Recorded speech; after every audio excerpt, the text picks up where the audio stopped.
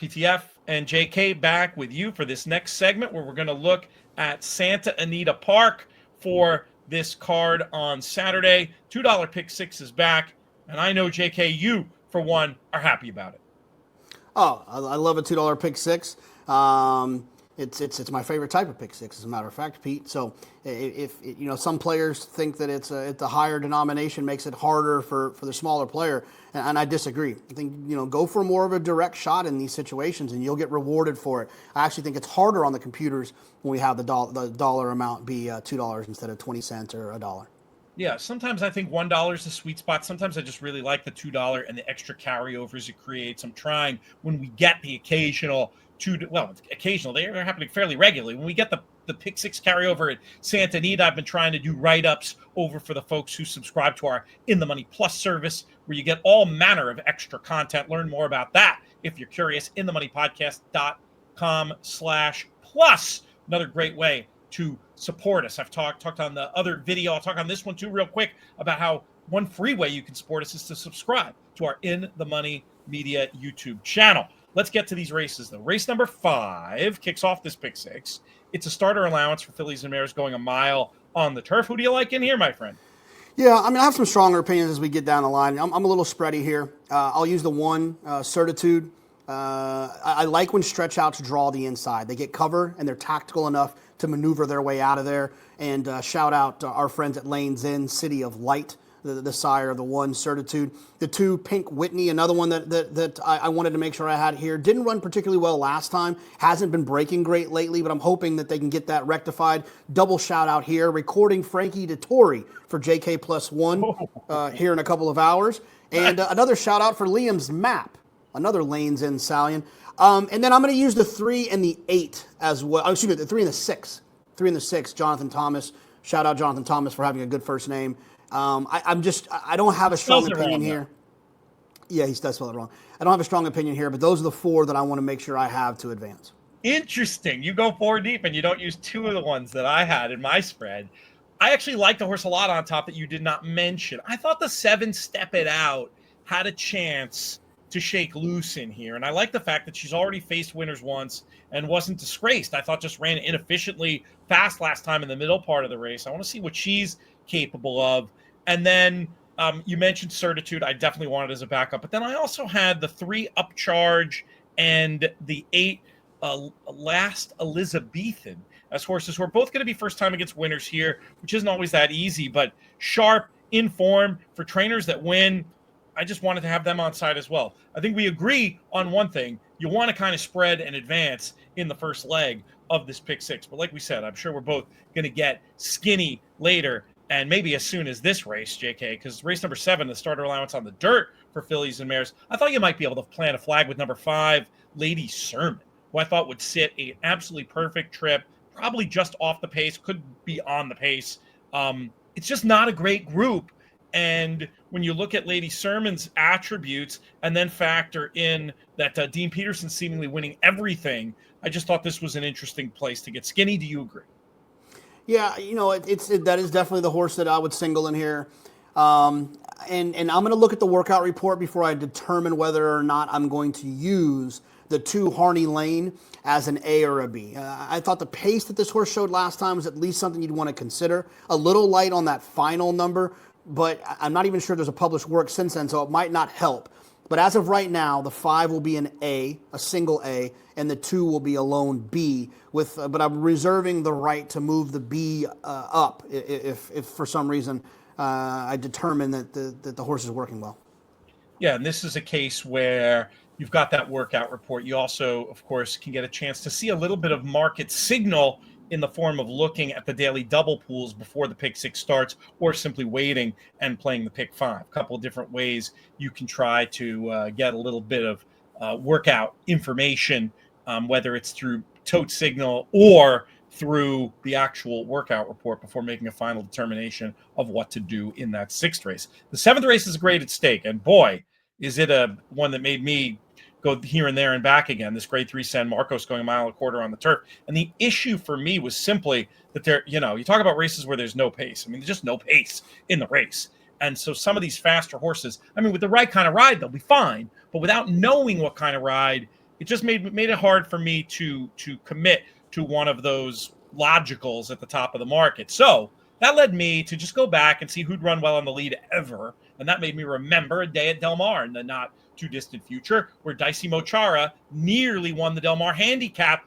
Gold Phoenix with a furious late run to come get him. And that was a day where I had faded Dicey Mo and needed Gold Phoenix for it all. So I remember it very well. Maybe Dicey Mochara with a similar kind of run could be the pace play in here. Beyond that, I'll have backup lines spreading with logicals. Truly Quality, Divin Propo, and Easter all make sense. I just didn't want to commit to any of them, and I thought I might be onto a pace idea with Dicey Mochara in this spot.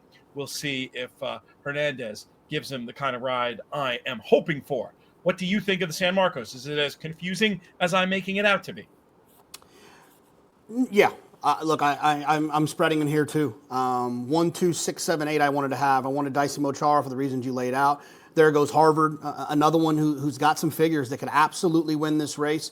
And I wanted to have True Quality, who was one that I almost thought about singling, but because of the pace scenario, I couldn't quite get over the hump there. Divine Propos probably needs to get a little bit faster, but I do think that, off of a little bit of a break, there is an opportunity for this Phil D'Amato to take another step forward, and then Easter towards the outside. I mean, I'm gonna single in the next race, so I needed to get some coverage here. So I mentioned In the Money Plus before. One of the things I do with In the Money Plus is send out little grid picks with everything from these shows. That way, if you're like listening while you're not taking notes and you don't have a eidetic memory, you can remind yourself of what we picked. And in those, I will list a top pick and I will grade into A's and B's typically. For you and sometimes there is no top pick and I'll just list horses in numerical order and say no top pick and not grade into A's and B's. Is this that kind of thing, or did you want to offer any levels of opinion between those 5 runners you mentioned? I mean, I suppose, there goes Harvard would be like kind of the value-ish one that I would want to put on top, but True Quality would be right behind him in terms of the most likely winners. Yep. So, I mean, you could probably go 2, 6, 8, and then the rest of them, it doesn't really matter. Gotcha. So 2, 6, 8, and then back up with the 1 and the 7 is how I'm going to put it into the notes that we will send around as we proceed to race number 8. And I have a feeling I know where you're going here. Allowance race for fillies and mares going 6 furlongs on the dirt. Now, it would be as wonderful as it would be to single against this long odds on Baffert in here. I couldn't do it, and I have a feeling you can't do it either. Give us the case for Seismic Beauty. Doesn't feel like there's anything that's in like 15, 20 points from him. I guess Ragtime Rose is one that could jump up with that second kind of time on dirt, but not a lot to ask. Drawn well, drawn outside, has the speed, all the things you like to see. All I need is a 7 Seismic Beauty. Don't even throw that other one in as a deep backup at the end of the day. You're stone cold here. No, if you do that, you're basically, you're taking away an opportunity that you could hit the repeat button on the ticket that has Seismic Beauty. Yeah, and again, in the $2 pick 6, that kind of spreading just creates real inefficiency. So yeah, I'm with you on that. I mean, just, I have nothing to add. Fastest horse, pace advantage. Let's go on to race number 9. We go down the hill here for these fillies and mares. 6.5, field of 10 signed on. I thought Lamborghini was going to get the right kind of trip, has the strongest numbers. The downhill is a question mark, but seems like the type, just intuiting from the form, that's going to be okay. One that I think is going to be a price that I'd like to throw in is the 8 Tams Little Angel. Has tried the downhill twice without tremendous success, but I thought had excuses both times. In form for this new barn, and it's just another who I thought might be able to trip out and get a good spot from a good post.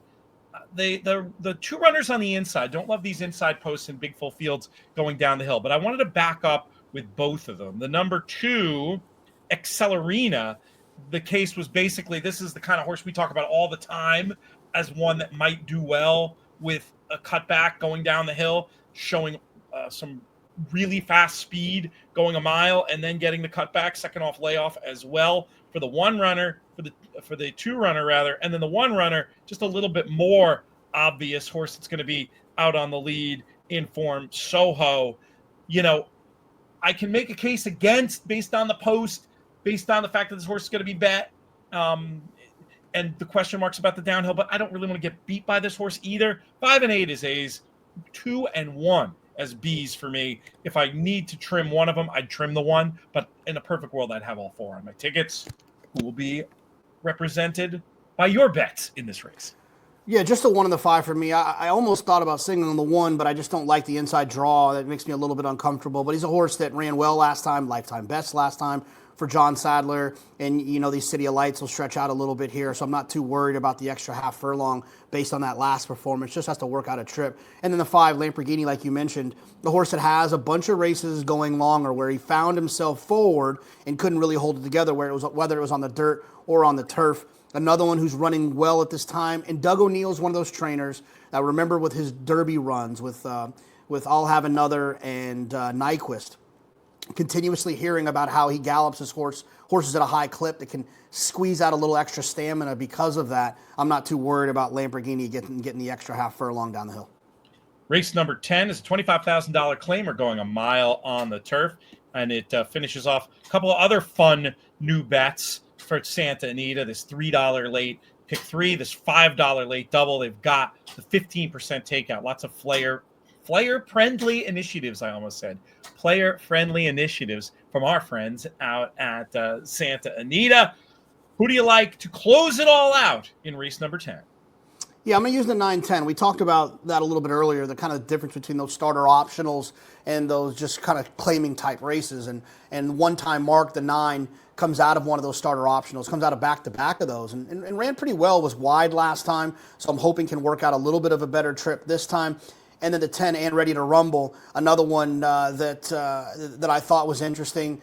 Worked out a nice trip last time, which is a little bit of the negative, going the 9 furlongs. So, but I will say that this one will be finishing going the mile while the rest of them could be stopping.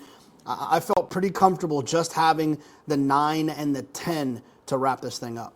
I ultimately sided against the 10, just worried a little bit about the trip because of the post and thinking the horse maybe got a little bit of a setup and would be a little bit over bet off that. But I mean, I take your point. Horse is certainly a contender, just a question of if there's going to be any value. And I'm with you on the number on your other one. Your top pick is my top pick, One Time Mark. I've just really liked those last 2 runs. Got caught chasing a loose winner last time from a tough post. Post isn't great today either, but I think just the way this pace map lays out, this one can find a better spot to attack from. The other horse I wanted to mention is the 2, Night Out. Good bounce back candidate, I thought, off the layoff after making an inefficient early move last time. I thought could reverse form with the poorly drawn Hot Legs Romolo this time. That's another one. Like in my deepest of spreads, I wouldn't hate having 10, 11, but I'm not even going to list them in my picks. I'm just going to list them as 9, 2, and we'll see how the chips fall at Santa Anita on Saturday. JK, always a pleasure. Have fun with Austin. Don't eat too much pizza. And I definitely do not recommend the pizza queso combo. That does sound like a stomachache waiting to happen. It checks out. Good stuff. All right. If you were, we're gonna have one more ad if you're on the audio side, and I'll be back with you to wrap things up. And if you're on YouTube, click one of our other videos. Check it out.